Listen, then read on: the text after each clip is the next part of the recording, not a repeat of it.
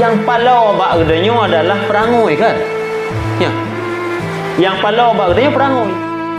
Umpama tak kena cerita lagi gedenya tira urang malam kadang-kadang nyanyikan kecanduan dengan nonton hal-hal yang vulgar, umpamanya film-film atau gambar-gambar porno. Nya ada bekam malam hae gebo hadranyan, kecuali beliau itu memperbanyak selawat.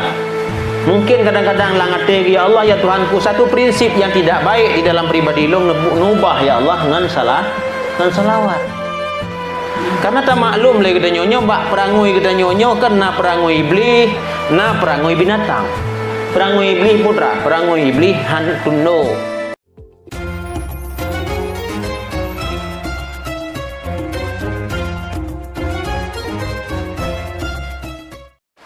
Daripada Abi Hurairah radhiyallahu an, daripada Nabi sallallahu alaihi wasallam, dipegang oleh Nabi sallallahu alaihi wasallam, sallu alayya, bersalawatlah kepada ulun tuan.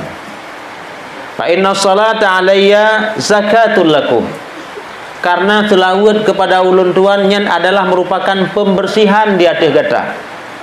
Faqih Abu Lis rahimahullah, beliau menterjemahkan makna zakatun. Zakatun itu apa makna? Kata beliau, makna qaulihi sallallahu alaihi wasallam zakatul lakum, yakni taharatun lakum wa maghfiratul li dzunubikum.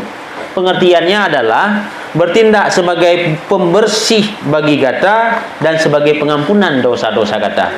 Urang si ulun tuan yang dimuliakan Allah, putra teman yang perlu kepulih bak katanya. Yang palau bak katanya adalah perangoi kan? Ya.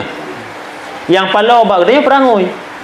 Insya-Allah ngan gara-gara le katanya tak selawat ke Nabi, ubah perangoi itu walaupun secara berangsur, pelan-pelan, sedikit demi sedikit. Karena tak kena cerita lagi katanya kan satu hal yang sudah menjadi tabiat, yang halnya kamu lengket, yang susah kan untuk ubah. Umpama tak kena cerita lagi katanya tira urang malam kadang-kadang nyanyikan kecanduan dengan nonton hal-hal yang vulgar, umpamanya film-film atau gambar-gambar porno.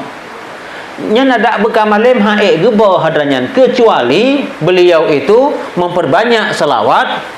Mungkin kadang-kadang langate ya Allah ya Tuhanku, satu prinsip yang tidak baik di dalam pribadi lo nubah ya Allah dengan salawat.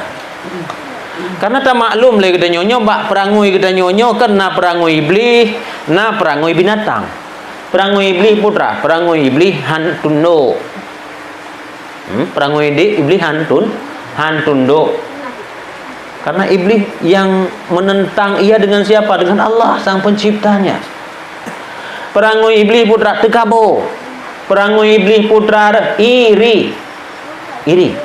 Karena iri iblis kepada Nabiullah Adam, terusirnya ia dari jabatan khalifah bumi, maka ia berpetakannya bahasa gedanya bertentangan dengan Allah Subhanahu wa taala. Nah, yang ke nyak mangat idanya mangat gadah tipu-tipu perangoi-perangoinya. Salah kaboh di antara caranya adalah dengan tapula musalah buat. Lagi kita cerita pun apa awal kalimat iblis long lebih hayu dari ji gat long nangan ji kan cara long ngan ji nyen kaboh bahasa walaupun pamannya beda gaya ji mungkin beda, tapi itu satu bahasa. Bahkan ana khairun minhu, nyen jelmaan daripada kalimat iblis. Urang si ulun tuan yang dimuliakan Allah, intinya tak kena cerita lagi katanya nepegah oleh Rasulullah tamu selawatlah ke ulun tuan, karena selawat gatanya akan jid ke sebagai pembersih, jid ke alat sampuh tabiat-tabiat yang hanagat, perangui-perangui yang hanagat, juga pengampunan di atas dosa-dosa. Karena menyepakih Abu Lis, beliau menyampaikan juga wa maghfiratun sebagai pengampun bagi dosa.